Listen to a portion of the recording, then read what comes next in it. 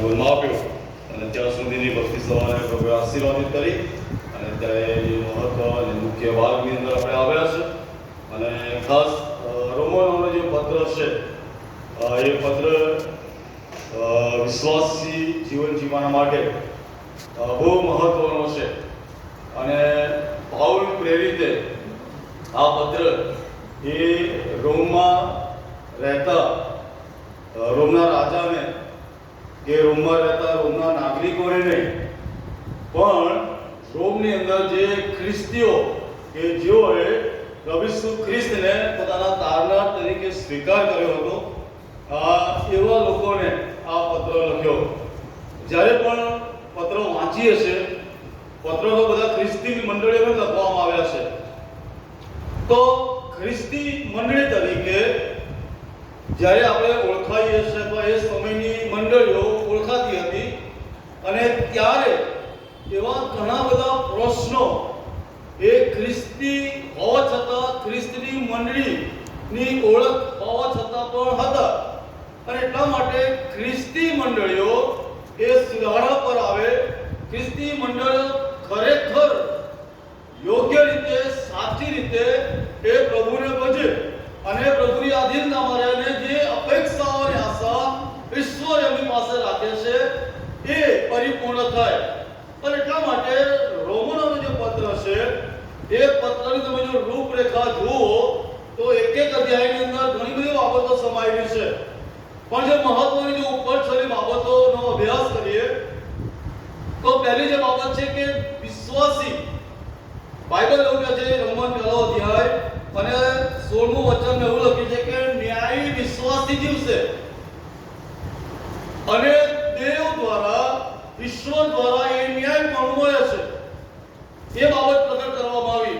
અને પછી 17 થી કલમ તમે આગળ વાંચો તો ત્યાં પાપની પરાકાષ્ઠા કે જ્યાં ઘડી બાઇબલમાં લખ્યું છે કે ઈશ્વરે તેઓને એને સ્વાધીન કર્યા. કારણ કે મંડળી તરીકે, વિશ્વાસીઓ તરીકે પ્રભુનું નામ મળ્યું હોવા છતાં ત્યાં લખવામાં આવ્યું છે કે તેઓએ માનવીઓની, ચોવગા પ્રાણીઓની અને પક્ષીઓની તેઓએ આરાધના કરી, એની મૂર્તિઓ બનાવી અને એને પગે લાગ્યા. પણ ત્યાં લખવામાં આવ્યું છે કે આ બધું હોવાના કારણે અને ત્યાં લખ્યું છે કે તેઓએ પોતાના શરીરોને ભ્રષ્ટ કર્યા. એટલા માટે ઈશ્વરે તેઓને એ પાપને અધીન કર્યા. તમે 17 થી કલમ આગળ વાંચો, 18 થી કલમમાં આ બધું ત્યાં આખી બાબતો કે જેના કારણે એવું લખવામાં આવે છે કે તેઓને અપવિત્રતાને એ સોંપવામાં આવ્યા અને તેઓના શરીર ભ્રષ્ટ થાય એ બાબતો ત્યાં 24 થી કલમમાં લખવામાં આવી છે, 1 અધ્યાય 24માં. એટલે જે બાબતો છે કે રોમનોનો જે પત્ર છે એ પત્રની અંદર જે મહત્વની બાબતો છે કે ઈશ્વર દ્વારા જે ન્યાયપણું મળે છે, ઈશ્વર દ્વારા જે ન્યાયી જીવન મળે છે એની વાત એ લખવામાં આવે છે.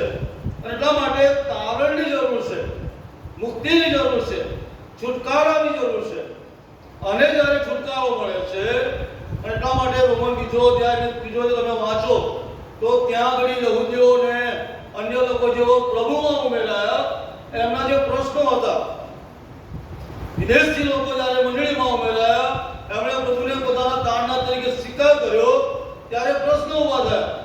યહૂદી લોકો કહે છે કે અમે સુન્નતી છે અને જે લોકો ખ્રિસ્તમાં ઉમેરાયા, વિદેશી લોકો, એવો સુન્નતી ન હતા. અને એટલા માટે ઘણા બધા પ્રશ્નો ત્યાં ઊભા થયા. એટલા માટે પ્રભુ ઈસુ પાઉલ ત્યાં બહુ સરસ વાક્ય છે, 2 અધ્યાય 29 તો પાછળનો ભાગ, પણ જે આંતરિક યહૂદી તે જ યહૂદી અને જે સુન્નત એટલે કેવળ લેખના અક્ષરો પ્રમાણે નહીં પણ આત્મિક છે તે જ સુન્નત છે અને માણસ તરફથી નહીં પણ દેવ તરફથી તેની પ્રશંસા થાય છે. આત્મિક સુન્નત, આત્મિક બાપ્તિસ્મા, મંડળીની ધાર્મિક વિધિઓ છે દરેક મંડળીઓની, પણ એ ધાર્મિક વિધિઓ એ આપણને સ્વર્ગ સુધી નહીં લઈ જાય. કોઈ પણ પ્રકારની ધાર્મિક, કોઈ પણ મંડળી જે પણ કરે છે એ મંડળીની ધાર્મિક ક્રિયાઓ એ મંડળીની એક વ્યવસ્થાનો ભાગ છે. પણ જો આપણે એવું માનતા હોય કે મારું અર્પણ થઈ ગયું છે, મને જુનિયર સિપાહી બનાવવામાં આવ્યો છે, મેં યુદ્ધના કરારનામા પર સહી કરી છે અને હવે હું સિનિયર સિપાહી બન્યો છું અને મને નિયમથી બધા કાયદા અને કાનૂન અને વિધિઓ પ્રમાણે મને પૂર્ણ સભાસદ પણ બનાવવામાં આવ્યું છે અને હવે મારો વીમો પાકી ગયો છે. હવે મને કોઈ ચિંતા નથી. હવે મારા માટે આકાશનું દ્વાર ખુલ્લું છે. તો આ ખોટી માન્યતા છે, કારણ કે જ્યાં સુધી આત્મિક રીતે પ્રભુની સાથે આપણે જોડાતા નથી, જ્યાં સુધી આત્મિક સુન્નત થતી નથી, જ્યાં સુધી આત્મિક રીતે આપણું બાપ્તિસ્મા થતું નથી, ત્યાં સુધી ઈશ્વરની સાથે બાઇબલ કહે છે બહુ સ્પષ્ટ કે એવા માણસોને ઈશ્વર તરફથી એમની પ્રશંસા કરવામાં આવશે. એવા માણસોને ઈશ્વર એના લોકો તરીકે સ્વીકારશે. અને એટલા માટે બહુ મહત્વની બાબતો એ તમારા મારા માટે રોમનોને પત્ર એ આપણને સમજાવે છે કે દેવ દ્વારા ન્યાય કરવો છે, તારણની જરૂર છે, મુક્તિની જરૂર છે, ઉદ્ધારની જરૂર છે. અને જ્યારે ખ્રિસ્તની પાસે આવીએ છીએ, પસ્તાવો કરીએ છીએ, ત્યારે જીવન બદલાય છે. અને એટલા માટે રોમનના છેલ્લો અધ્યાય તમે વાંચો તો ત્યાં આગળ મંડળી શું કરે છે, મંડળીની આત્મિક સ્થિતિ કેવી છે, મંડળીના જે ખ્રિસ્તી વિશ્વાસી ભાઈ બહેનો છે એમની આત્મિક સ્થિતિ કેવી છે, એ તમે 15 અને 16 અધ્યાય વાંચશો તો તમને ત્યાં ખબર પડશે કે પોતાની ગરદનો ખ્રિસ્તના માટે મૂકવાના માટે પણ લોકો તૈયાર થયા. એટલે કહેવાનો મતલબ છે કે ઈશ્વર દ્વારા ન્યાય કરવો છે અને ન્યાય વિશ્વાસી જીવ છે. પાપ છે, પાપની પરાકાષ્ઠા છે, મુક્તિની જરૂર છે, તારણની જરૂર છે. ખ્રિસ્ત દ્વારા તારણ મળે છે અને પસ્તાવો કરીએ છીએ અને પ્રભુને જ્યારે સોંપાઈએ છે ત્યારે પ્રભુ સાચા વિશ્વાસીઓ તરીકે એના મહિમાને માટે એ આપણો ઉપયોગ કરે છે. એવું કહેવાય છે કે જે રોમનોનો પત્ર છે એ રોમનોનો પત્ર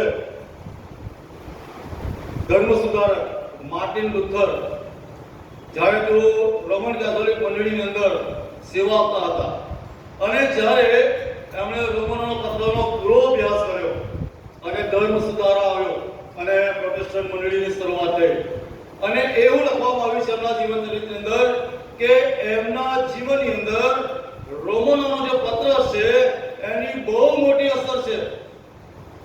ધર્મ સુધારક બનવાના માટે અને સાચી જે બાબતો છે એ લોકોની આગળ પ્રગટ કરવાના માટે એમને રોમનોનો પત્ર જે છે એ બહુ મહત્વનો બની ગયો.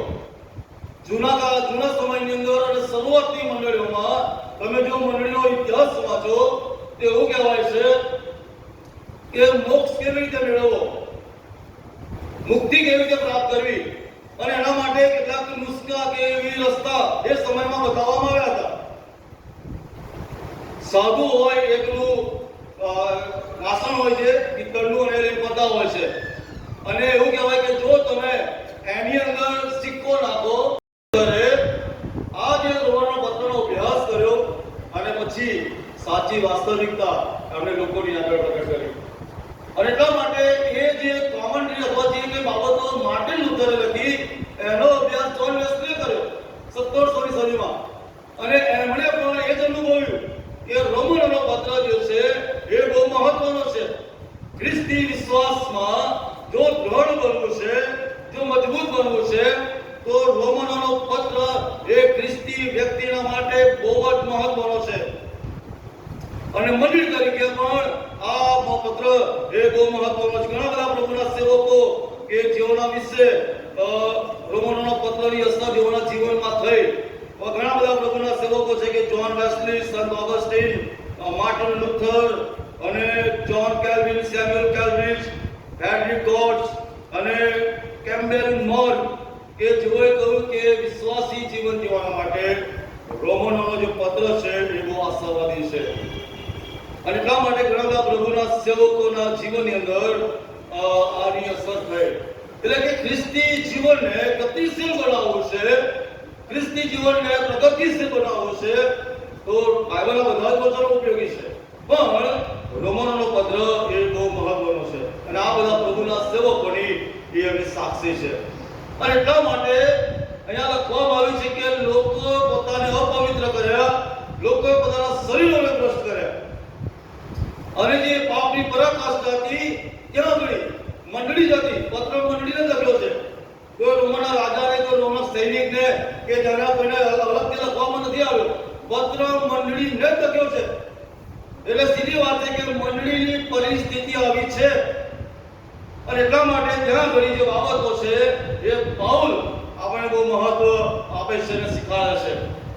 વિશ્વાસીઓ તરીકે પાઉલ એ આપણને એ બાબતો શીખવે છે કે સિદ્ધાંતોના આધારે જ્યારે વ્યવહારિક ફરજો આપણે જ્યારે સમજીએ છીએ અને એ પ્રમાણે આપણા જીવનોને એ સિદ્ધાંત અને ફરજની સાથે અપનાવીએ છીએ ત્યારે ચોક્કસ એ આપણું જીવન સફળ બને છે. આપણે મુક્તિપદના મૂળમતમાં એવું બોલીએ છીએ, અમે માનીએ છીએ, અમે માનીએ છીએ, અમે માનીએ છીએ. આપણે જે માનીએ છીએ એ જે માનીએ છીએ એને વર્તનમાં લાવવાની વાત. મૂળમતમાં લખ્યું છે કે અમે એવું માનીએ છીએ કે પવિત્ર શાસ્ત્રમાંનો જૂનો નવો કરાર ઈશ્વરની પ્રેરણાથી છાપાયેલો છે. અને અગિયાર મૂળમતો કે જે પુનરુત્થાન સુધીની વાત, અનંત જીવનની વાત અમે એવું માનીએ છીએ કે સજીવન થવામાં આવશે અને મોયેલા સજીવન થશે અને ન્યાય કરશે અને ન્યાયો પ્રભુના રાજ્યમાં પ્રવેશ પામશે અને ન્યાયો અનંતકાળના રૂપમાં જશે. આ જે અમે માનીએ છીએ એટલે કે અમે જે વિશ્વાસ કરીએ છીએ એ વિશ્વાસ જે કરીએ છીએ એને વર્તનમાં કેવી રીતે લાવવું એ પાઉલ એ વાલા સત્યો તમને ને મને શીખવે છે. જ્યાં સુધી આપણે જે વિશ્વાસ કરીએ છીએ, આપણે જે માનીએ છીએ એ માનીએ છીએ અથવા વિશ્વાસ કરીએ છીએ એને આપણા વર્તનમાં કે આપણા જીવનની અંદર પ્રેક્ટિકલી જ્યાં સુધી બાબતો ના આવે ત્યાં સુધી ખાલી માનીએ છીએ, એ મુખોથી મોઢેથી બોલી જઈએ છે, પણ જ્યાં સુધી વર્તનમાં ના આવે ત્યાં સુધી જે વિશ્વાસી તરીકેની જે વાત છે એ પ્રગટ થતી નથી. અને એટલા માટે જે આજે મહત્વની બાબતો આજે હું તમારી આગળ કહેવા માંગુ છું. પ્રભુના બાળકો તરીકે રોમનનો પત્ર એ આપણા માટે બહુ જ અગત્યનો છે. અને આજનો જે મારો વિષય છે એ તો છે વિશ્વાસુપણું. ઈશ્વર સાથેનું આપણું વિશ્વાસુપણું. અને આ વિશ્વાસુપણું દ્રઢ અને મજબૂત થાય એ માટે રોમન 12મો અધ્યાય એ બહુ મહત્વનો છે. જો કે બધા જ અધ્યાયો બહુ મહત્વના છે, પણ જે રોમન 12 ની અંદર જે આપણને શીખવવામાં આવ્યું છે કે જો ઈશ્વર સાથે આપણું વિશ્વાસુપણું દ્રઢ છે, મજબૂત છે, તો જેઓ આપણા જીવનની સાથે જોડાયેલા છે તેઓની સાથેના આપણા સંબંધો પ્રગટ કરે છે. પહેલો યોહાન તેનો 4થો અધ્યાય 20માં કહે છે કે જો કોઈ કહે છે કે હું ઈશ્વર પર પ્રેમ રાખું છું પણ તે પોતાના ભાઈ પર દ્વેષ રાખે છે તો તે જૂઠો છે. બહુ સ્પષ્ટ કહે છે કે જો કોઈ એવું કહે કે હું ઈશ્વર પર પ્રેમ કરું છું પણ પોતાના ભાઈ પર જો દ્વેષ રાખે છે તો બાઇબલ બહુ સ્પષ્ટ કહે છે કે તે જૂઠો છે. અને એટલા માટે મેં કહ્યું કે જ્યારે ઈશ્વર સાથેનો આપણો વિશ્વાસુપણું પ્રગટ કરીએ છીએ ત્યારે જેઓ આપણી સાથે જોડાયેલા છે, જેઓ આપણી સાથે સંબંધમાં જોડાયેલા છે તેઓની સાથે આપણો સંબંધ એ યોગ્ય હોવો જોઈએ.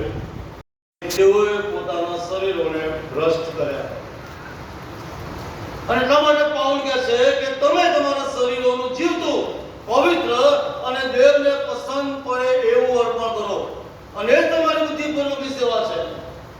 ગલાતીનો પત્ર 5મો અધ્યાય તમે વાંચો તો ત્યાં આગળ 19 થી 20 ની અંદર એ જે પાપ છે જે શરીરની અંદર આપણે ભોગવીએ છીએ એની વાત લખવામાં આવી છે. 19 અને 20 માં કે દેહના કામ તો ખુલ્લા છે: વ્યભિચાર, અપવિત્રતા, લંપટપણું, મૂર્તિ પૂજા, જાદુ, ભેદભાવ, કજિયાગંધ, ઈર્ષા, ક્રોધ, ખટપટ, કુસમ, પક્ષાપક્ષી, અદેખાઈ, ચાકતા, હિરસ તથા એવોના જેવા કામ જેમ પહેલા મેં તમને ચેતવ્યા હતા તેમ તેઓ વિશે હમણાં પણ ચેતવું છું કે જેઓ એવા કામ કરે છે તેઓ દેવના રાજ્યનો વારસો પામશે નહીં. દેહના કામ તો ખુલ્લા છે, પાઉલ બહુ સ્પષ્ટ કહે છે અને આખું લિસ્ટ એનું આપવામાં આવ્યું. એક પણ પ્રકારનું પાપ જો તમારા માનવ જીવનમાં છે તો બાઇબલ બહુ સ્પષ્ટ કહે છે કે તેઓ દેવના રાજ્યનો વારસો પામશે નહીં. અને એટલા માટે પ્રભુ તમને મને કહે છે કે તમારા શરીરો એ પ્રભુને સોંપો. જો ઈશ્વર સાથે આપણો વિશ્વાસ ઉપાડવું છે તો ચોક્કસ શરીરો પણ સોંપાયેલા છે. પણ આમાંની એક પણ બાબત, વેરભાવ અને કજિયા કંકાસ અને ઈર્ષા અને ક્રોધ અને ખટપટ દુષ્કર્મ પક્ષાપક્ષી દેખાય ઝાટકા વિલાસ, આ બધું જે છે એ શરીરમાં છે, દેહના કામો છે. અને આ જે દેહના કામો છે એ આપણને દેવના રાજ્યથી દૂર લઈ જાય છે. દેવના રાજ્યમાં જતા આપણને અટકાવે છે. અને એટલા માટે પાઉલ બહુ સ્પષ્ટ બાબત કહે છે કે આ વિશ્વાસુ બનાવવાની વાત આવે છે, ખ્રિસ્ત સાથે દેવ સાથે આપણો વિશ્વાસુ બનો પ્રગટ કરવાની વાત આવે છે, ત્યારે પહેલી બાબત છે કે આપણા શરીરો એ પ્રભુને સોંપવા જોઈએ. પહેલા ખ્રિસ્તની ઓળખ ન હતી જ્યાં સુધી આ દેહ આ શરીર ગમે તેને વપરાયો કોઈ વાંધો નહીં. પણ જ્યારે ખ્રિસ્તને ઓળખ્યો છે, તારણા તરીકે જ્યારે પ્રભુને સ્વીકાર્યો છે, ત્યારે હવે આ શરીર એ ઈશ્વરના માટે છે, આ દેહ એ પ્રભુના માટે છે. અને જે બાબતો પાઉલ જેના માણસ ચેતવે છે એ બાબતો જો આપણા જીવનમાં છે, એ દેહના કામ આપણા જીવનમાં છે, તો એને એ દૂર કરવાની વાત ભલા સાધ્યો છે. નીતિ વચન 6 અધ્યાય તમે વાંચો અને 17 અને 19 ની કલમમાં લખ્યું છે. નીતિ વચન 6 અને 17 19 માં કહે છે, એટલે ગર્વિષ્ઠના સંદેશો આપ્યો મેજર સાહેબે, અને અમે એવું કહ્યું કે પ્રભુએ આપણને બે વસ્તુઓ આપી, બે હાથ આપ્યા, બે પગ આપ્યા, બે આંખો આપી, બે કાન આપ્યા, બે કિડની આપી. પણ મેં ત્યારે વિચાર્યું કે બધું પ્રભુએ આપણને બે આપ્યું છે, પણ એવી વસ્તુ છે કે આપણને એક આપી છે. શું? મોં. તો મોં કેવી વાતો કરે? બે પ્રકારની. હૃદય એક આપ્યું છે, તો બાઇબલ એવું કે હૃદય અતિશય ગુંડું છે, કપટી છે. એટલે કે એક વસ્તુ આપી છે, એ એક વસ્તુ બે પ્રકારના કામ કરે છે. મોં બે પ્રકારનું બોલે છે. હમણાં મળ્યા તો સારી વાત, અને થોડી વાર મળ્યા તો પછી નિંદા. હૃદય પણ એવું છે. એટલા માટે યર્મિયા બહુ સ્પષ્ટ કહે છે કે હૃદય અતિશય કપટી અને ગુંડું છે, તેને કોણ તોડી શકે? હૃદયની અંદરનો બે ભાગો, સારા અને નરસા. સારો માણસ આવો તો સારી વાત, અને ખરાબ માણસ મળે તો ખરાબ વાત. નિંદા કરનાર સાથે નિંદા, ગુંડું કરનાર સાથે ગુંડા. અને પછી હે મારા આત્મા યહોવાને સ્તુતિ કરો. બહુ મહત્વની બાબતો પ્રભુ આપણને બહુ સ્પષ્ટ કહે છે કે તમારા શરીરો એ પ્રભુને સોંપો.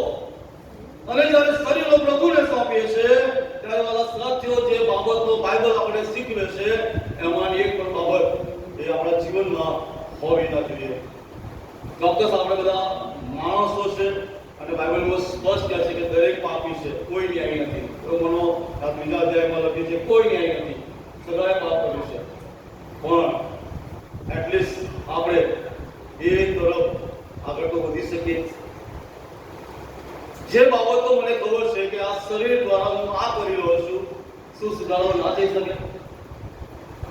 શું આપણે બદલી ના શકીએ? શું આપણે એને ચેન્જ ના લાવી શકીએ? બધું થઈ શકે. જો કરવું હોય તો એ બધી બાબતો શક્ય છે. પણ ક્યારે? કે પાઉલની જેમ આપણે કહીએ કે મારું જીવવું તે ખ્રિસ્ત અને મરવું તે લાભ છે. જ્યાં સુધી આપણે આ બાબતોને સમજતા નથી, ત્યાં સુધી આ દેહના જે કામો છે, જે એને પ્રભુ ધિક્કારે છે, એ ચાલશે. ઈર્ષા થશે, ને દેખાઈ આવશે, ને ગુસ્સો આવશે, વગેરે બાબતો. ઉત્પત્તિના પહેલા બીજા અધ્યાયની અંદર બાઇબલમાં લખ્યું છે કે પ્રમાણે કે દેવે માટીને બીજવી અને પછી એનો ગાળો બનાવ્યો અને માણસને બનાવ્યો, અને લખ્યું છે કે એનામાં જીવનનો શ્વાસ મૂકવામાં આવ્યો. એ શ્વાસ કોનો હતો? ઈશ્વરનો હતો. એ જે શરીર બનાવવામાં આવ્યું, જે દેહ બનાવવામાં આવ્યો, અને ત્યાં લખવામાં આવ્યું કે ઈશ્વરે એનામાં શ્વાસ, જીવનનો શ્વાસ મૂક્યો.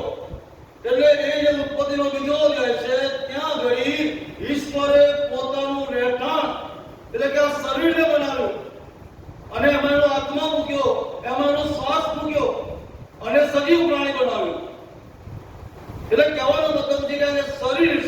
કરંથીમાં પાઉલ કહે છે કે તમારું શરીર જીવતા દેવનું મંદિર છે, તમારામાં દેવનો આત્મા વસે છે. એ શું તમે જાણતા નથી? બહુ મહત્વની બાબતો આજે બધા સાથીઓ આપણા જીવનના માટે છે. પહેલી જે બાબત છે, ઈશ્વર સાથેનો આપણો વિશ્વાસ પણ એમાં શરીરો, પાવન કે તમારા શરીરો એ પ્રભુને સોંપો. બીજી જે બાબત છે અને એ તો છે કે આપણા વિચારો. ત્યાં લખવામાં આવ્યું છે કે મનની નવીનતાને યોગ્ય રૂપાંતર પામો. એટલે તમારા જે વિચારો છે એ વિચારો ઈશ્વરના કંટ્રોલમાં આવે. ઈશ્વર સાથે જ્યારે આપણે વિશ્વાસુપણામાં જોડાઈએ છીએ, શરીર પ્રભુને સોંપીએ છીએ અને શરીરની સાથે એ આપણા વિચારો એ પ્રભુને સોંપીએ છીએ. અને પાઉલ એટલા માટે તમારા વિચારો, તમારા મનની નવીનતાને યોગ્ય રૂપાંતર પામો. જૂનો માણસ પણ મૂકી દો, જૂનો સ્વભાવ મૂકી દો, એ જૂના વિચારો મૂકી દો અને નવું માણસ પણ નવા વિચારો સાથે, ખ્રિસ્તના વિચારો સાથે, પ્રભુના વિચારો સાથે બાઇબલ કહે છે ચાલવાનું. બાઇબલમાં ઘણી બધી કલમો એ વિચારના સંબંધમાં છે. તમે જો વાંચો તો નીતિવચન 24:9 કહે છે કે મૂર્ખનો વિચાર પાપી છે, મૂર્ખનો વિચાર પાપી છે.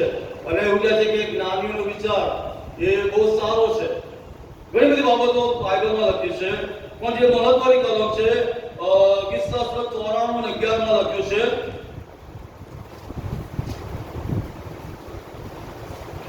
ગીતશાસ્ત્ર 94:11 એવું કહે છે, યહોવા માણસના વિચારો જાણે છે કે તેઓ વ્યર્થ છે. ઈશ્વર તમારા અને મારા વિચારો જાણે છે કે મારા વિચારો કે મારા મગજમાં એ શું દોડી રહ્યું છે.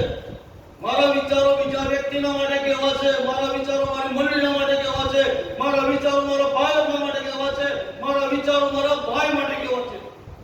એક એક બાબત જે આપણે વિચારીએ છીએ એ તમામ બાબતો એ પ્રભુ જાણે છે. બાઇબલ આપણે કહે છે કે યહોવા માણસોના વિચાર જાણે છે કે તેઓ વ્યર્થ છે. એટલા માટે આજે પ્રભુ તમને મને જે મહત્વની બાબતો કહે છે કે તમારા માર્ગો અને તમારા વિચારો વિશે વિચારો, તમારા માર્ગો વિશે વિચારો. જે બાબતો વાળા સાથીઓ ઈશ્વરને ગમે છે, જે વિચારો આપણા જીવનને, આપણા શરીરને નિયંત્રણ કરે છે, કંટ્રોલમાં રાખે છે, એના સંબંધમાં વિચારીએ. બહુ મહત્વની બાબતો આજે વાળા સાથીઓ પ્રભુ તમને મને કહી રહ્યો છે. જે વિચારો છે એ વિચારો દેહ પર એની અસર કરે છે, શરીર પર એની અસર આવે છે અને પછી પાપ થાય છે. ગઈકાલે આપણા કિસ્સાએ બહુ સરસ બાઇબલ સ્ટડી ચલાવ્યું અને અમે સામસોનના વિશે બહુ સરસ વાતો કરી. બહુ મહત્વની બાબતો કે જે આપણા વિચારો છે એ વિચારો એ દેહને કંટ્રોલ કરે છે. સારા વિચારો શરીરને સારા માર્ગમાં લઈ જશે, ખરાબ વિચારો એ શરીરને ખોટા માર્ગ તરફ દોરી જશે.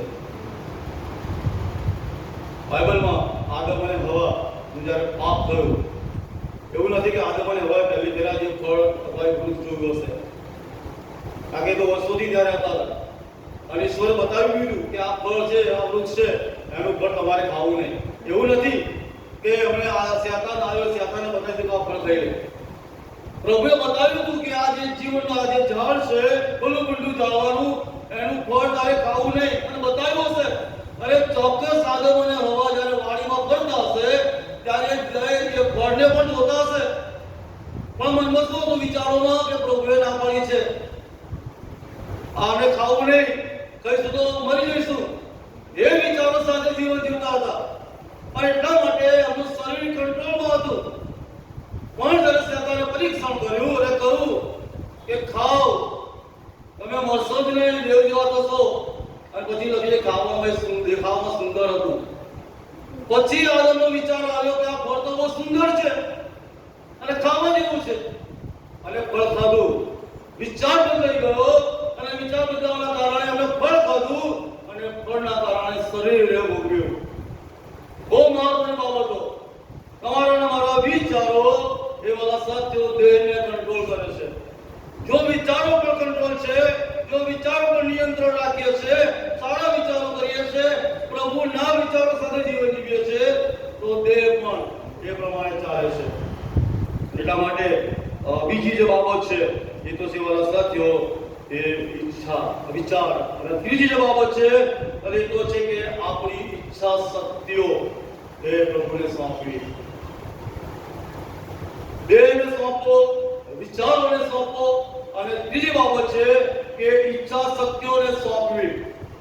જ્યાં સુધી આપણે ઈચ્છા શક્તિઓ એ પ્રભુને સોંપતા નથી ત્યાં સુધી વિશ્વાસ બનવો નથી. જેમ વિચાર દેહને કંટ્રોલ કરે છે એમ ઈચ્છા શક્તિ એ વિચારને કંટ્રોલ કરે છે. અને એટલા માટે બહુ મહત્વની બાબતો છે કે ઈચ્છા શક્તિ જે છે એ પ્રભુને આપણે સોંપવી. પ્રભુના સેવક ચાર્લ્સ સ્પર્જન એમના અનાથ આશ્રમ માટે એમણે પ્રભુની આગળ પ્રાર્થના કરી કે પ્રભુ, મારા આશ્રમમાં મારે 300 પાઉન્ડની જરૂર છે. અને એક મીટિંગ ચલાવવા માટે ગયા અને ત્યાં એમને 300 પાઉન્ડ પણ મળ્યા. અને જ્યારે પોતાના ઘરે આવ્યા, ઓફિસમાં બેઠા હતા અને જ્યારે તેઓ પ્રાર્થના કરતા હતા અને ત્યાં પ્રભુનો અવાજ આવ્યો કે સ્પર્જન, આ પૈસા તું જ્યોર્જ મુલરને આપ. અને જ્યોર્જ મુલર પણ એ તરફ પ્રાર્થના કરતા હતા કે મારે પણ 300 પાઉન્ડની જરૂર છે. અને સ્પર્જન એ ઈશ્વરની ઈચ્છાને આધીન થયા અને એમણે વિચાર બદલ્યો અને પછી એમણે શરીર સાથે એ જ્યોર્જ મુલરને એ પૈસા આપ્યા. બહુ મહત્વની બાબતોમાં 3 વિશ્વાસ સાથેનું આપણું જ્યારે વિશ્વાસનું પણ પ્રગટ કરવાની વાત આવે છે ત્યારે શરીર, વિચારો અને ઈચ્છા શક્તિ. જાતીય શું કરું કે પ્રભુ જુઓ મેં કોઈનું પડાવી લીધું હોય તો હું પાછું આપું, 4 ગણું પાછું આપું છું. અને મારી અડધી સંપત્તિ આવે ગરીબોને દાન આપું. વિચાર બદલાઈ ગયો, આખી ઈચ્છા શક્તિ બદલાઈ ગઈ. જ્યારે પ્રભુ આવે છે જીવનની અંદર ત્યારે મારા સાથીઓ આવા પરિણામો એ આવે છે. અને બીજો પોઈન્ટ છે એ તો એ છે કે પ્રથમ આપણે જોયું કે પ્રભુ સાથેનું આપણું વિશ્વાસ પણ, આમાં 3 બાબતો. બીજી બાબત છે કે મંડળીના લોકોની સાથે આપણો વિશ્વાસ પણ. પ્રભુનું વચન એવું કહે છે કે આપણે બધા ખ્રિસ્તનું શરીર છીએ અને એકબીજાની સાથે અવયવો બનીને આપણે જોડાયેલા છે. ખ્રિસ્ત શરીર છે અને મંડળી તરીકે આપણે એક છીએ. ત્યારે મંડળીની અંદર મંડળીના લોકોની સાથેનું આપણું વિશ્વાસ પણ, મંડળીના લોકોની સાથેનો આપણો સંબંધ એ કેવો છે. ખ્રિસ્ત સાથે જે વિશ્વાસ પણ આપણે જોયું, પણ આવી જે મહત્વની બાબતો છે અને તો છે મંડળી સાથેનું આપણું વિશ્વાસ પણ. ઘણી બધી કલમો લખવામાં આવી છે રોમન 12 ની અંદર અને ત્યાં ઘણી પાઉલ પ્રેરિત એવું કહે છે 3 કલમથી આગળ, વળી મને આપેલા કૃપાદાનને આશ્રય હું તમારામાંના દરેક જણને કહું છું કે પોતાને જેવો ગણવો જોઈએ તે કરતા વિશેષ ન ગણવો, પણ જેટલે દરેકને વિશ્વાસનું માપ વહેંચી આપવામાં આવ્યું છે તેના પ્રમાણમાં નમ્રતાથી દરેકે પોતાને યોગ્ય ગણવો. કેમ કે જેમ આપણા શરીરના ઘણા અવયવો છે અને સગળા અવયવોને એક જ કામ કરવા નથી, તેમ આપણે પણ ઘણા હોવા છતાં ખ્રિસ્તમાં એક શરીર છે અને અરસપરસ એકબીજાના અવયવો છે. જો ખ્રિસ્તમાં જોડાયેલા છે, ખ્રિસ્તની સાથે આપણે એક શરીર બન્યા છે અને અરસપરસ એકબીજાના અવયવો છે, તો એક અવયવને તકલીફ થાય તો બીજો અવયવ શું કરે? એક અવયવને દુઃખ પડે, મુશ્કેલી આવી પડે, કોઈ જાતની માંદગી આવી પડે, કોઈ જાતના આર્થિક સંકળામણ આવી પડે તો બીજો અવયવ શું કરે છે? જો અરસપરસ આપણે એકબીજાની સાથે જોડાયેલા છે, એકબીજાની સાથે આપણે સંબંધ આવેલો છે, આત્મિક મંડળી તરીકે, ખ્રિસ્તના શરીર તરીકે જ્યારે આપણે ઓળખાઈએ છીએ ત્યારે બીજા અવયવના તકલીફમાં કે દુઃખમાં શું કરીએ છીએ? ગઈકાલે સાહેબે પ્રશ્ન કર્યો યુવાનોને કે તમે શું અપેક્ષાઓ રાખો છો મુક્તિ ભૌતિક પાસે યુવાનો તરીકે? અને 2-3 જણે બહુ સરસ વાત કરી કે આજનું એજ્યુકેશન બહુ મોંઘું છે. ઘણા બધા કુટુંબો એવા છે કે જેઓ આર્થિક રીતે સદ્ધર નથી, સારું ભણવું છે પણ નાણાકીય તકલીફો છે, મંડળી તરીકે આપણે શું કરીએ છીએ? મંડળી તરીકે એ શું આપણી ફરજ નથી કે જે બાબતોના સંબંધમાં આપણા જુવાનો જે આશીર્વાદથી વંચિત રહી જાય છે, જેઓની પાસે આશીર્વાદો છે, જેઓને પ્રભુએ સમૃદ્ધિ આપી છે, જેઓને પ્રભુએ સુખાકારી આપી છે, જેઓને પ્રભુએ અનહદ આશીર્વાદ આપ્યા છે, શું હાથાઓ ના કરી શકાય? જો આપણો ભાઈ ભૂખ્યો હોય, જો આપણો ભાઈ તરસ્યો હોય, તો શું આપણે એને હેલ્પ ના કરી શકીએ? મંડળી તરીકે આપણું વિશ્વાસ ઉપરનું આ છે. આપણા ભાઈને તકલીફ પડે, આપણા ભાઈને દુઃખ પડે, અને જો આપણે એની સાથે જોડાયેલા છે, એવા સમયમાં આપણે સહકાર આપીએ છીએ, એના માટે પ્રાર્થનાઓ કરીએ છીએ, એની જરૂરિયાતો જે પ્રમાણે થઈ શકે એ પૂરી કરવાનો પ્રયત્ન કરીએ છીએ. આ વિશ્વાસી જોડાવાનું કામ છે. આ મંડળીના લોકો તરીકે એ આપણો વિશ્વાસુપણું એ પ્રગટ કરવાનું છે. પણ ઘણી બધી વાર બહુ ઊંધી બાબતો બને. સારું થાય અથવા દુઃખમાં આવે તો લોકો તો ખોટી વાતો. મંડળી જ, હું કોઈ વાલી વાત કરું, રોમનનો પત્ર મંડળીને જ લખવામાં આવ્યો છે, ખ્રિસ્તીઓને જ લખવામાં આવ્યો છે, વિશ્વાસીઓના ટોળાને જ લખવામાં આવ્યો છે, કોઈ બીજાને નથી લખવામાં આવ્યો. એ પ્રભુને જેવો ઓળખે છે, જેવો મંડળી તરીકે ઓળખાય છે, એમને જ લખવામાં આવ્યો છે. આકુલા અને પ્રિસ્કિલા તેઓ કહે છે બાઇબલમાં લખી રોમનના પત્રમાં કે તેઓ પોતાની ગરદનો ખ્રિસ્તના માટે, મંડળીના માટે આપવા તૈયાર થયા. એમના ધર્મસંગત ઘરની મંડળીની વાત લખી છે. અનાના સભ્યોએ શું કર્યું? મંડળી સાથેના સંબંધમાં અને વિશ્વાસમાં પ્રભુને અને મંડળીને છેતરી અને કાળે નાશ પામ્યા. કાળે નાશ પામ્યા. મંડળીની સાથે આપણું વિશ્વાસુપણું કેવું છે? મંડળીના લોકોની સાથે એ આપણો વિશ્વાસુપણું કેવું છે? બાઇબલની અંદર રોમન 12:9 કહે છે કે તમારો પ્રેમ ઢોંગ વગરનો હોય, જે જૂઠું છે તેને ધિક્કારો, જે સારું છે તેને વળગી રહો, ભાઈઓ પ્રત્યે જેવો પ્રેમ ઘટે તેવો ગાઢ પ્રેમ એકબીજા પર આપો, માન આપો, પોતાના કરતા બીજાને અધિક ગણો, ઉદ્યોગી થાઓ, આત્મામાં ઉત્સાહી થાઓ, પ્રભુની સેવા કરો, આશામાં આનંદ કરો, સંકટમાં ધીરજ રાખો, પ્રાર્થના કરો, અને સંતોની ગરજ. ઘણું બધું લખવામાં આવ્યું છે. આખું લિસ્ટ. મંડળી તરીકે આપણો વિશ્વાસુપણું જ્યારે પ્રગટ કરવાની વાત આવે છે ત્યારે બહુ સ્પષ્ટ કહે છે કે પ્રેમની વાત. તમારો પ્રેમ ઢોંગ વગરનો હોય. કલફલાથી ધર્મો જાય જ્યાં પ્રેમની વાત લખવામાં આવી છે. પ્રેમ મંડળીની અંદર મંડળીના લોકો તરીકે આપણે એકબીજાની સાથે જ્યારે જોડાયેલા છે ત્યારે બધા સાથીઓ એ મંડળીની અંદર આપણો પ્રેમ આપણા ભાઈઓની સાથે કેવો છે? શું આપણે એમને ઢોંગ વાળો પ્રેમ કરીએ છીએ? એ લખ્યું છે કે તમારો પ્રેમ ઢોંગ વગરનો હોય. મંડળી તરીકે આપણું વિશ્વાસુપણું ભલા સાથીઓ એ આ બાબતો દ્વારા પ્રગટ થાય છે. આ જે બાબતો રોમનમાં પાઉલ પ્રેરિત કહે છે એ પ્રમાણે વાલા સાથીઓ હવે જો આપણું જો આપણા જીવન બને છે તો વાલા સાથીઓ એ આપણે ઈશ્વરને છેતરીએ છીએ. પહેલી બાબત, ઈશ્વર સાથેનો આપણો વિશ્વાસુપણું નથી, એના કારણે મંડળી સાથે આપણો વિશ્વાસુપણું નથી. પડોશીઓ સાથે, મંડળી સાથે, મંડળીના લોકોની સાથે બાઇબલ બહુ સ્પષ્ટ કહે છે. એવું કહેવાય છે કે પ્રેમ એ મંડળીને વધતી રાખે છે, જીવતી રાખે છે. પ્રેમ જ ના હોય તો મંડળી નિર્જીવ થઈ જાય છે. બહુ મહત્વની બાબતો વાળા સાથીઓ આજે પ્રભુ તમને મને એ કહી રહ્યો છે. આ બહુ સ્પષ્ટ કહે છે કે તમે સમૂહ વેર ના વાળો. આપણે શું કરીએ છીએ? સમૂહ વેર વાળીએ. પ્રભુ કહેતી કાલ તમારો મારો તો બીજો દોરવાનો. આપણે શું કરીએ છીએ? ભલાઈને બદલે ભલાઈ અને ઊંડાઈને બદલે ગુંડાઈ. પણ ના વાળા સાથીઓ, ભલાઈને બદલે ભલાઈ તો બધાઈ કરે, પણ જ્યારે ગુંડાઈના બદલે ભલાઈ કરીએ છીએ ને એ બહુ મહત્વની બાબત છે. પ્રભુ આપણને શીખવી રહ્યો છે કે ભલાઈના બદલે અથવા ગુંડાઈના બદલે એ આપણે ભલાઈ કરીએ. કારણ કે ભલાઈ જ્યારે કરીએ છીએ ત્યારે વાળા સાથીઓ આપણું આત્મિક જીવનનું સ્તર એ બહુ ઊંચા પાયા પર જાય છે, બહુ ઊંચી પાયરી પર જાય છે. આપણું આત્મિક જે જીવન છે એનું સ્તર બદલાય છે. ગુંડાઈને બદલે બધાએ કરીએ છીએ ત્યારે પ્રભુ ઈસુ ખ્રિસ્તે શું કહ્યું? પાપ તેઓને માફ કરો, કેમ કે તેઓ શું કરે તેઓ જાણતા નથી.